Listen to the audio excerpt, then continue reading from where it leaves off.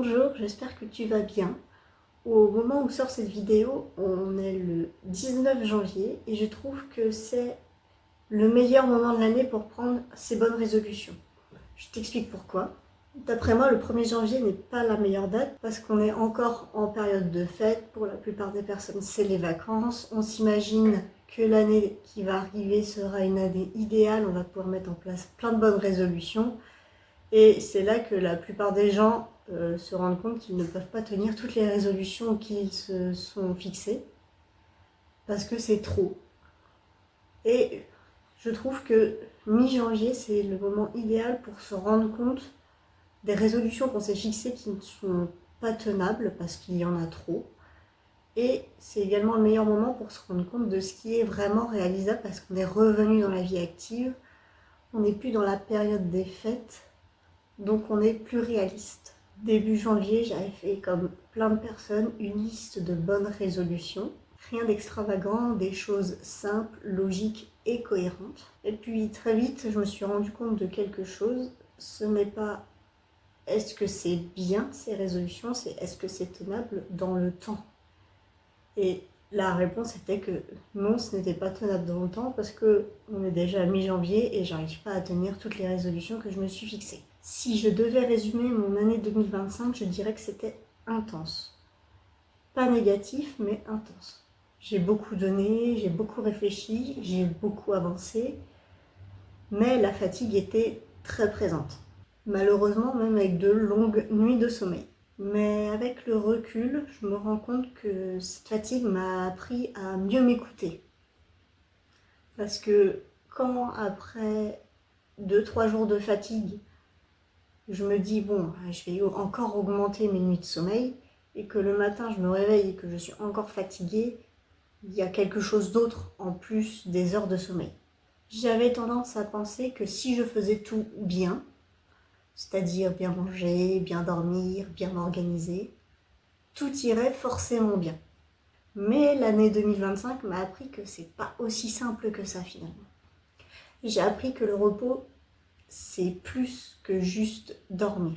C'est aussi ralentir mentalement, arrêter de vouloir tout optimiser et accepter que certaines périodes demandent plus d'énergie que d'autres. Bien évidemment, il y a eu des moments de doute, mais il y a surtout eu des moments de clarté. Des moments où j'ai compris ce que je voulais vraiment garder, ce que je faisais par automatisme et ce qui n'était plus du tout aligné avec moi. Et aujourd'hui, je sais mieux ce que je veux pour les années à venir, que ce soit personnellement ou professionnellement. Au début de l'année, mes résolutions étaient assez simples. Avoir un mode de vie plus sain, améliorer la qualité de mon sommeil et ne rien reporter au lendemain. Et honnêtement, sur le papier, c'est très bien. Mais dans la réalité, certaines choses sont plus compliquées que prévu. Je n'ai pas toujours le temps d'aller marcher parce que certaines journées sont trop pleines. Même en me couchant très tôt et en dormant longtemps, il m'arrive parfois de me réveiller fatiguée. Et parfois, il y a juste trop de choses à faire dans une seule journée et certaines sont reportées au lendemain. Et aujourd'hui, je ne vois plus ça comme un échec, je vois ça comme un ajustement logique. Ce que j'ai aussi compris, c'est que les bonnes habitudes, ce ne sont pas celles qu'on coche tous les jours. Ce sont celles qu'on peut garder même quand tout n'est pas parfait.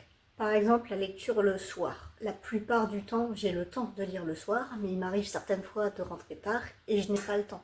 Donc, je ne lis pas toujours le soir, mais assez souvent, et ça suffit largement. Pour la suite, je ne cherche plus à essayer de tout faire rentrer dans un cadre parfait. Je choisis de garder ce qui me permet d'avancer sans m'épuiser. Je garde des objectifs flexibles, des habitudes simples, une meilleure écoute de mon énergie, une vision claire de ce que je veux construire. Pour 2026, mes objectifs sont très concrets. Je veux continuer à avancer professionnellement, mais sans m'imposer un rythme irréaliste.